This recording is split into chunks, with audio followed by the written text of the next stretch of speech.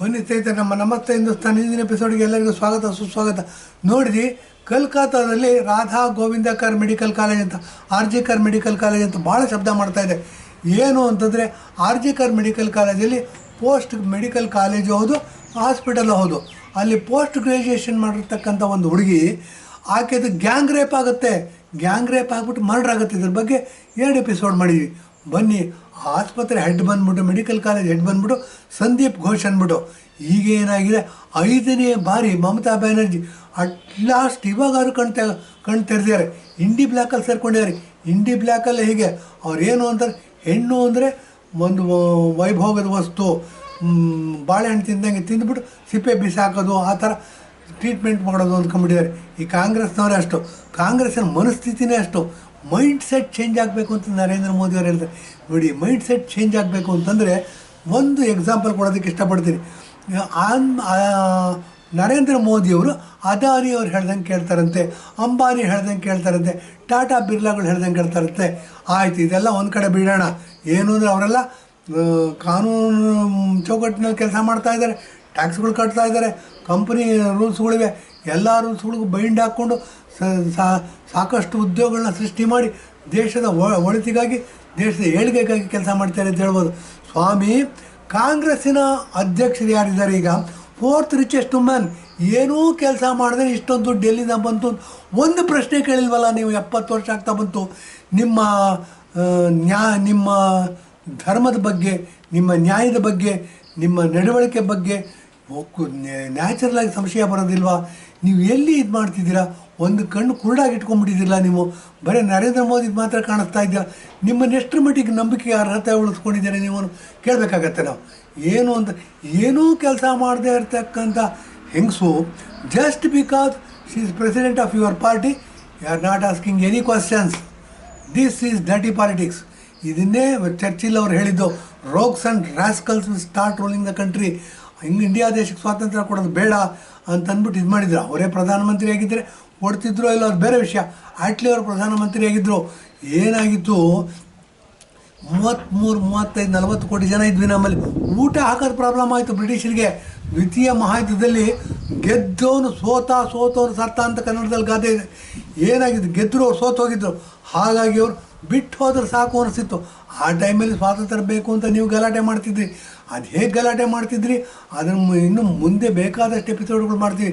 ಇದರ ಪ್ರಾಮಾಣಿಕತೆ ಬಗ್ಗೆ, ಇದು ನ್ಯಾಯಯುತವಾಗಿ ನಡೀತಾ ಅಥವಾ ಇದರಲ್ಲಿ ಏನೇನು ಪ್ರಭಾವ ಬೀರ್ತು, ಎಷ್ಟೆಷ್ಟು ದಾರಿ ತಪ್ಪಿತು ಅನ್ನೋದ್ರ ಬಗ್ಗೆ ಬೇಕಾದಷ್ಟು ಎಪಿಸೋಡ್ಗಳನ್ನ ಮಾಡ್ತೀವಿ. ಇದೆಲ್ಲ ಮಾಡ್ಕೋತಾ ಹೋದಾಗ ಏನಾಗುತ್ತೆ, ಬ್ರಿಟಿಷರು ಸ್ವಾತಂತ್ರ್ಯ ನಾವು ಇಂಡಿಯಾ ದೇಶ ನಡೆಸೋಕ್ಕಾಗೋದಿಲ್ಲ, ದೇಶನ ಬಿಟ್ಟು ಹೋಗಬೇಕು ಅಂತ ಓಡೋದ್ರು. ಆ ಟೈಮಲ್ಲಿ ನೀವು ಸ್ವಾತಂತ್ರ್ಯಕ್ಕೋಸ್ಕರ ಗಲಾಟೆ ಮಾಡ್ತೀವಿ, ನಾವು ಸ್ವಾತಂತ್ರ್ಯ ತಂದು ಕೊಟ್ಟರು ಅಂತ ಹೇಳ್ತೀರ. ಇದನ್ನು ಅಮಾಯಕರು, ಅನಕ್ಷರಸ್ಥ ನಂಬೋದು. ನಾವು ನಂಬೋದಕ್ಕೆ ರೆಡಿ ಇಲ್ಲ ಬಿಡಿ. ಏನು ನಮ್ಮ ಎಪಿಸೋಡ್ಗಳನ್ನ ಯಾರು ನೋಡ್ತಾರೆ ಅವರು ಸಹ ಕ್ವಶನ್ ಮಾಡ್ತಕ್ಕಂಥ ಮನಸ್ಥಿತಿಗೆ ಬಂದು ನಿಲ್ಲಿಸ್ಯಾರೆ.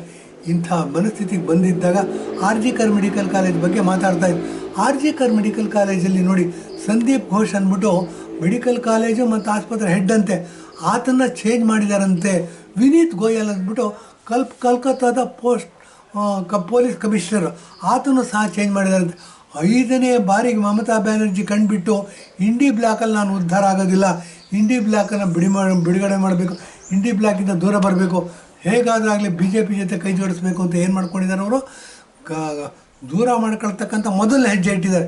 ಹಾಗಾಗಿ ಏನು ಮಾಡಿದ್ದಾರೆ ಅವರು, ಪೊಲೀಸ್ ಕಮಿಷನರ್ನ ವಿನೀತ್ ಗೋಯಲ್ ಅಂದ್ಬಿಟ್ಟು ಅವ್ರನ್ನ ಚೇಂಜ್ ಮಾಡಿದ್ದಾರೆ. ಮತ್ತು ಕಲ್ಕತ್ತಾದ ನಾರ್ತ್ ಭಾಗದಲ್ಲಿ ಬರುತ್ತೆ ಇದೆಲ್ಲ, ಡೆಪ್ಯೂಟಿ ಕಮಿಷನರ್ ಆಫ್ ಪೊಲೀಸ್ ಅವ್ರನ್ನೂ ಚೇಂಜ್ ಮಾಡಿದ್ದಾರೆ.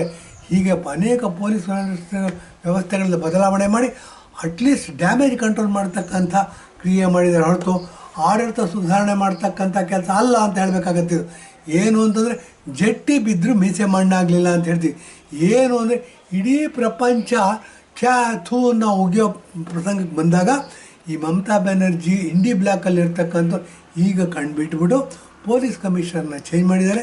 ಸಂದೀಪ್ ಘೋಷ್ ಅಂತ ಮೆಡಿಕಲ್ ಕಾಲೇಜ್ ಮತ್ತು ಮೆಡಿಕಲ್ ಆಸ್ಪತ್ರೆ ಹೆಡ್ನ ಚೇಂಜ್ ಮಾಡಿದ್ದಾರೆ. ಇಂಥ ಫೇಸ್ ಸೇವಿಂಗ್ ಫಾರ್ಮುಲಾಗಳನ್ನ ಮಾಡ್ತಾರೆ. ಇದು ಸಹ ಡರ್ಟಿ ಪಾಲಿಟಿಕ್ಸ್ನ ಒಂದು ವಿಭಾಗ. ಇದನ್ನು ನಂಬಬಾರ್ದು ನಾವು. ಏನು ಅಂತಂದರೆ, ಈ ಥರ ಕ್ರಿಯೆಗಳೇ ನಡಿಬಾರ್ದು ಸ್ವಾಮಿ, ಈ ಥರ ಪ್ರಕ್ರಿಯೆಗಳೇ ನಡಿಬಾರ್ದು, ಈ ಥರ ಅತ್ಯಾಚಾರಗಳೇ ನಡಿಬಾರ್ದು, ಈ ಥರ ಗ್ಯಾಂಗ್ ರೇಪ್ಗಳೇ ನಡಿಬಾರ್ದು, ಈ ಥರ ಮರ್ಡ್ರುಗಳು ನಡಿಬಾರ್ದು. ಇದೇ ನೋಡಿ ಸೋನಿಯಾ ಗಾಂಧಿಯವ್ರ ಬಗ್ಗೆ ಮಾತಾಡಬೇಕಾಗತ್ತೆ. ನಿರ್ಭಯ ಕೇಸ್ ಅಂದ್ಬಿಟ್ಟು ಡೆಲ್ಲಿಯಲ್ಲಿ ನಡೀತು. ಅದ್ಯಾರೋ ಬಸ್ಸಲ್ಲಿ ಹೋಗ್ತಿದ್ರಂತೆ, ಅವ್ರನ್ನ 4-5 ಜನ ಗ್ಯಾಂಗ್ ರೇಪ್ ಮಾಡಿದ್ರಂತೆ. ಹಾಗೆ ಗುಪ್ತ ಮರ್ಮಾಂಗಕ್ಕೆಲ್ಲ ರಾಡ್ಗಳು ಹಾಕಿದ್ರಂತೆ. ಸಿಂಗಾಪುರಕ್ಕೆ ಕಳಿಸ್ಬಿಟ್ಟು ಟ್ರೀಟ್ಮೆಂಟ್ ಕಳಿಸಿ ಒಂದು ಮಾರ್ಚ್ ತೆಗೆದುಬಿಟ್ಟು ಅಲ್ಲೆಲ್ಲ ಹೋಗಿ ಮೊಂಬತ್ತಿ ಹಚ್ಚಿಟ್ಟು ಬಂದುಬಿಟ್ರು. ಸ್ವಾಮಿ ದೇಶ ಆಳಿ ಅಂತ ಕೊಟ್ಟಿದ್ವಿ, ಮೊಂಬತ್ತಿ ಹಚ್ಚಕ್ಕಲ್ಲ ನೀವು ಕೊಟ್ಟಿರೋದು. ಇದು ಗಮನ ನಿಮ್ಮ ಬೆನ್ಗಳು ನೀವೇ ತಟ್ಕೊಂಡು ಯಾರನ್ನ ಸಂತೃಪ್ತಿ ಮಾಡೋದಕ್ಕೆ ಹೊರಟಿದ್ದೀರಾ? ಅಮೇರಿಕಾನ ಮಾಡಿದ್ದೀರಾ?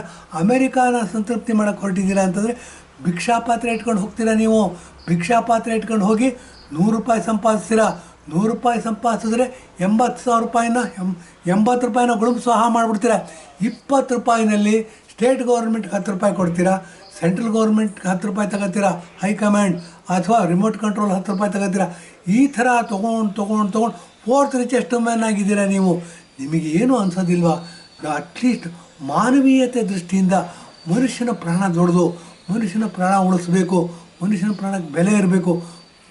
ಇಡೀ ಪ್ರಪಂಚದಲ್ಲೇ ಹ್ಯುಮ್ಯಾನಿಟಿ ಅನ್ನೋದು ಕೂಗಿ ಹೇಳ್ತಾ ಇದೆ. ಇದು ನಿಮ್ಗೆ ಅರ್ಥನೇ ಆಗ್ತಿಲ್ವಾ ಅಂತ ಹೇಳಿದ್ದೀನಿ. ಎಪಿಸೋಡ್ ಮುಗಿಸ್ಬೇಕಾಗತ್ತೆ. ಧನ್ಯವಾದ, ನಮಸ್ಕಾರ.